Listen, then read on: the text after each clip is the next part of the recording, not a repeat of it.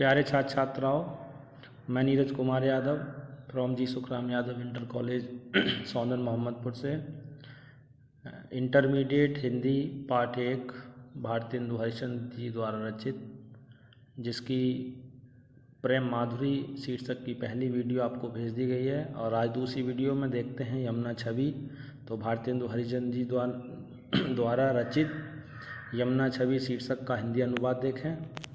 आइए देखते हैं इसका पहला पैराग्राफ।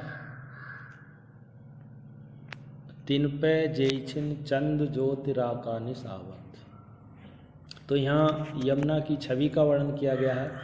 तिनपे जेइछिन, जिस क्षण चंद्र चंद्रमा की ज्योति, राका निस पूर्णिमा की रात के चंद्रमा की जो ज्योति है आवत पड़ती है। यमुना के जल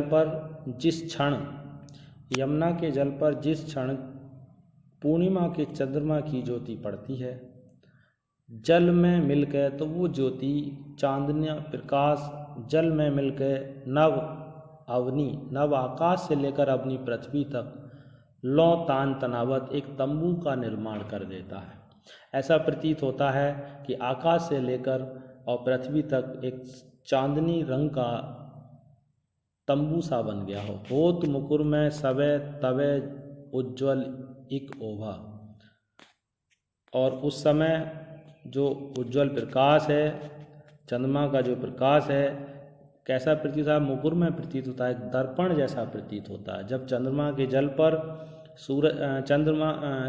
यमुना के जल पर जब चंद्रमा की चांदनी का प्रकाश पड़ता है तो पूरा जल मुकुर में हो जाता है, अर्थात यमुना का जल एक दर्पण के समान दिखाई देता है। तन मन नैन जुड़ात देख सुंदर शोभा। तन मन और नेत्र इस सुंदरता को देखकर, यमुना के जल की सुंदरता को देखकर आनंद का अनुभव करते हैं।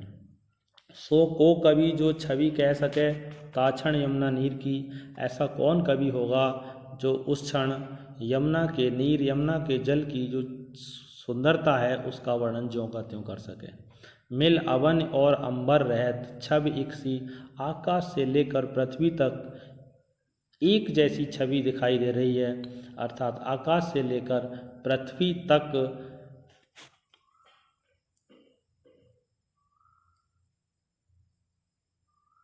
नदी तट की सुंदरता एक सी रहती है।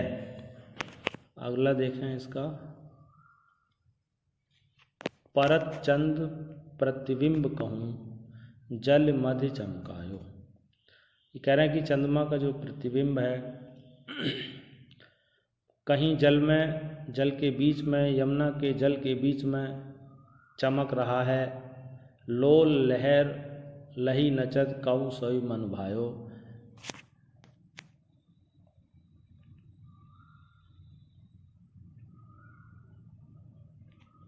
और चंद्रमा के जल की उन लहरों के साथ यमुना के जल की में जो लहरें उठ रही हैं, उन लहरों के साथ चंद्रमा नृत्य करता हुआ प्रतीत हो रहा है।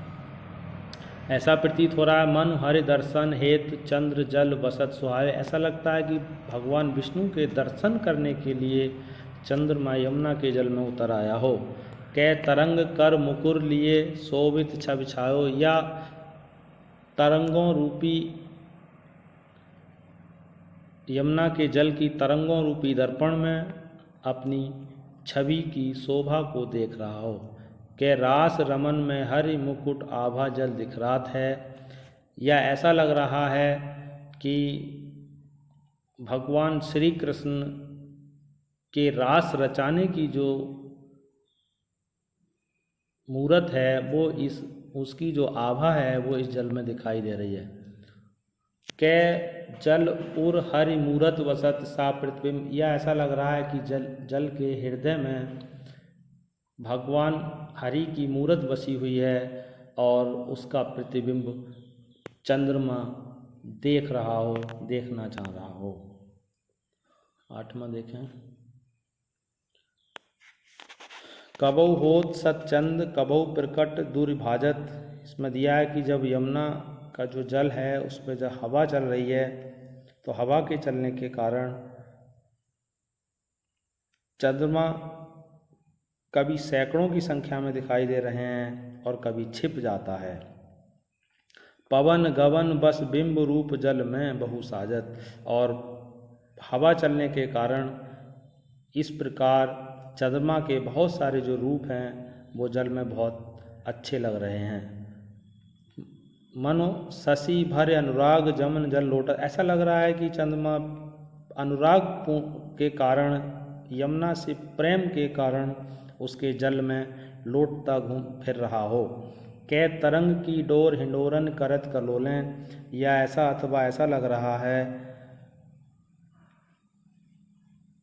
कि किसी बालक की तरंग की डोर हिंडोरन करत कलोलें, ऐसा लग रहा है कि तरंग रूपी रस्सियों के कारण झूला गतिशील हो रहा हो।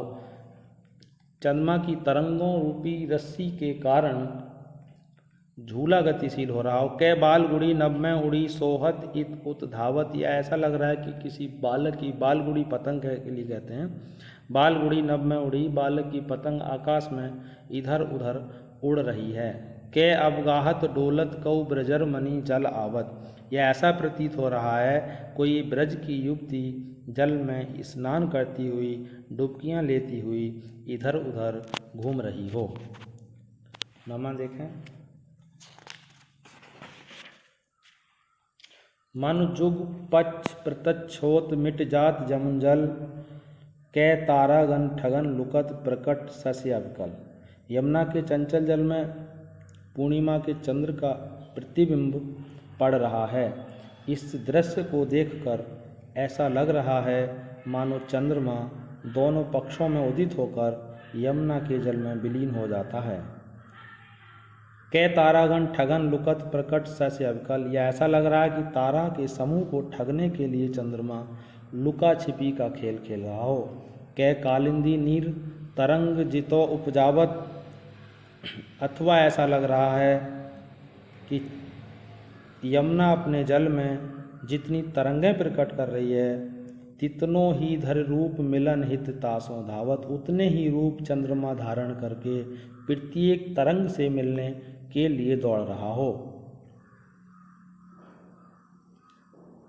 कै बहुत रजत चकई चलत कै फुहार, यह ऐसा लग रहा है कि यमुना के जल में अनेक चकई चल रही हों और उससे फुहारें उठ रही हों। कै निष्पति मल्ल अनेक विध उठ बैठत कसरत, यह ऐसा लग रहा है निष्पति चंद्रमा रूपी एक पहलवान यमुना के जल में अनेक प्रकार की कसरत कर रहा हो। लास्ट इसका देखें 10वां पैराग्राफ। कूजत कहूँ कलहंस कहूँ मज्जत पारावात, कहीं राजहंस कूंज रहे हैं, कलहंस राजहंस के लिए कहा जाता है, कहूँ मज्जत स्नान कर रहे हैं, पारावात कबूतर, कहीं कबूतर स्नान कर रहे हैं, कहूँ कारंडव उड़त कहूँ जल कुक्कुड़ धावत, कहीं कारंडव एक उसके लिए कहते हैं बत्तख के लिए, कहूँ बत्तख उड़ रही हैं, जल कुक्कुट धावत, और कहीं जल मुर्गा जो हैं वो दौड़ रहे हैं। चक्रवाक कहूँ बसत कहूँ बक ध्यान लगावत, तो कहीं तो चक्रवाकों के जोड़े बसे हुए हैं और कहीं बगुला ध्यान लगा रहा है। सुख पिक जल कहूँ पियत, कहीं सुख तोता और पिक कोयल के लिए कहते हैं जल पी रहे हैं, कहूँ भ्रमर अवली गावत, और कहीं भमरे का झुंड गुनगुना रहा है। कहूँ तट पर नाचत मोर, कहीं यमुना के किनारे तट पर मोर नाच रहे हैं, बहु रोर विविध पक्षी करत, और विभिन्न प्रकार के पक्षी शोर कर रहे हैं। जल पान नहान कर सुख भरे तट शोभा, सब जिए धरत, और ये सब के सब यमुना के जल को पीने का, नहाने का और उसके सुख को और उसकी सुंदरता को अपने हृदय में धारण किए हुए हैं। ये इस पाठ का लास्ट पैराग्राफ था और पूरा अध्याय यमुना छवि और प्रेम माधुरी भारतेंदु हरिश्चंद्र जी द्वारा रचित पूर्ण हो गया है। इसका हिंदी अनुवाद सभी छात्र छात्राएं अपनी कॉपी में ज़रूर नोट कर लें, और नेक्स्ट वीडियो में आपको नया जो चैप्टर होगा दूसरा उसका हिंदी अनुवाद समझाया जाएगा। और देखिए इंटरमीडिएट के जितने छात्र छात्रा हैं, एक वीडियो आपकी काव्य से पढ़ रही है और एक उधर अनिवार्य संस्कृत जो है उसमें आपका हिंदी अनुवाद समझाया जा रहा है। दोनों ही किताबों को साथ साथ लेके चला जा रहा है। आप उसे फेयर ज़रूर करते रहें। धन्यवाद।